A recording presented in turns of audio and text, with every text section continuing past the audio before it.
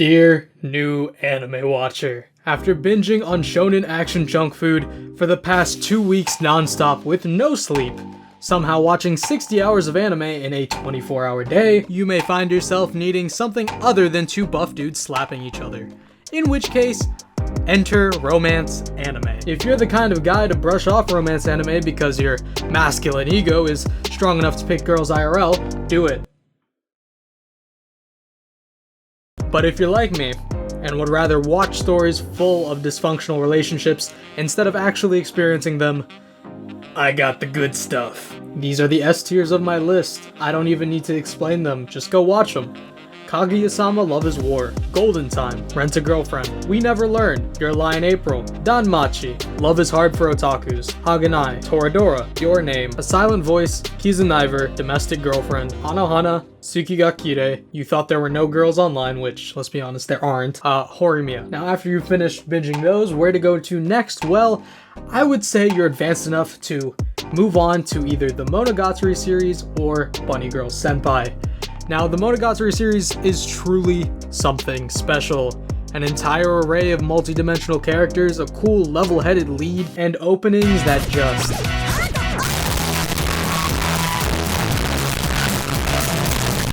Alright, many people, myself included, will probably get burnt out while progressing through each season.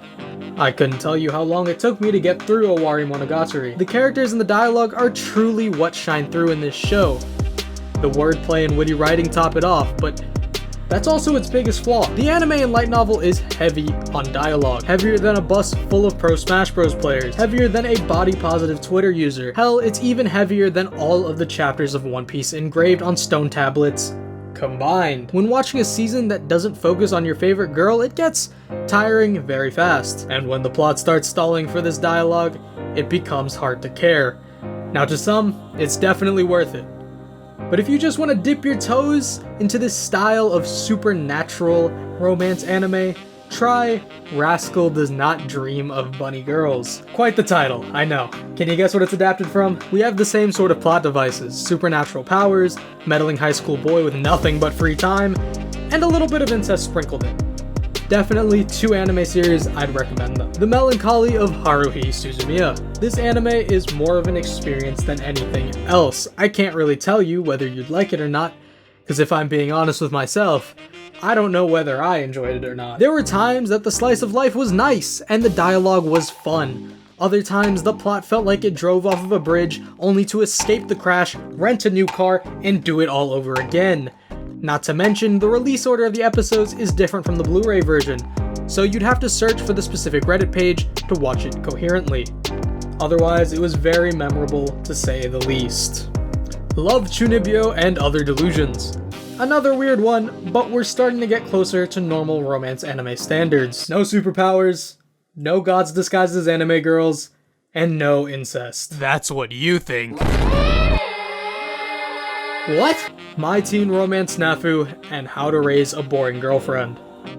Both of these anime consist of a high school setting, a brutal love triangle, and a degenerate protagonist I can't really root for most of the time. Don't get me wrong, both of these anime are great.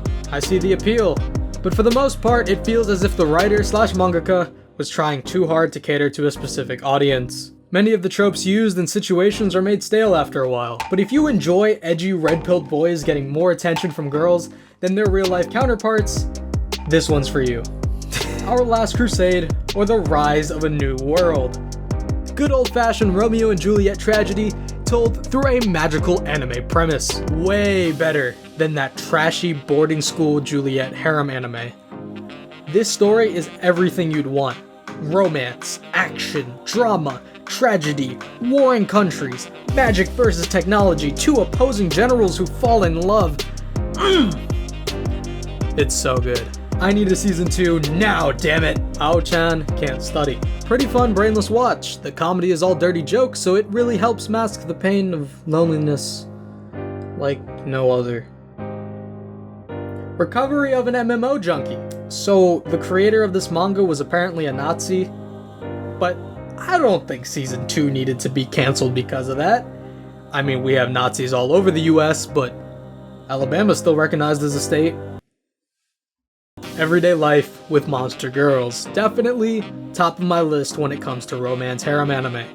The art and character designs are top notch. The situations are hilarious, and I've never felt such a deep relationship with a fish in my life. Jitsu wa watashi wa.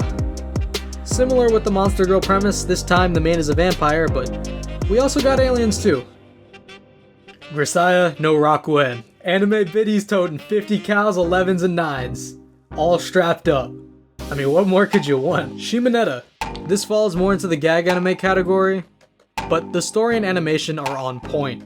Not once have I seen something this good of this magnitude.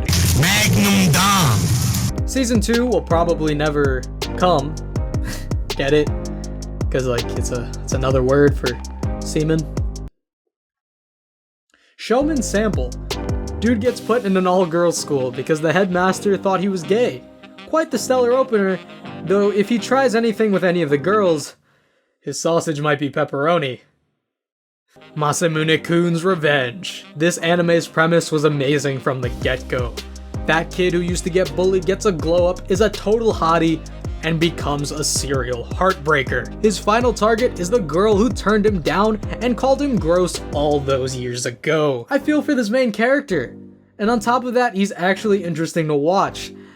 That is until the mangaka ran out of ideas and just started writing every other romance story. Oretsuki, Joro's bizarre love comedy.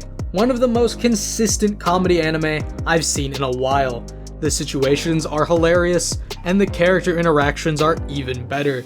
The main protagonist is a certain type of degenerate one could only wish to be. 10 out of 10 in my book.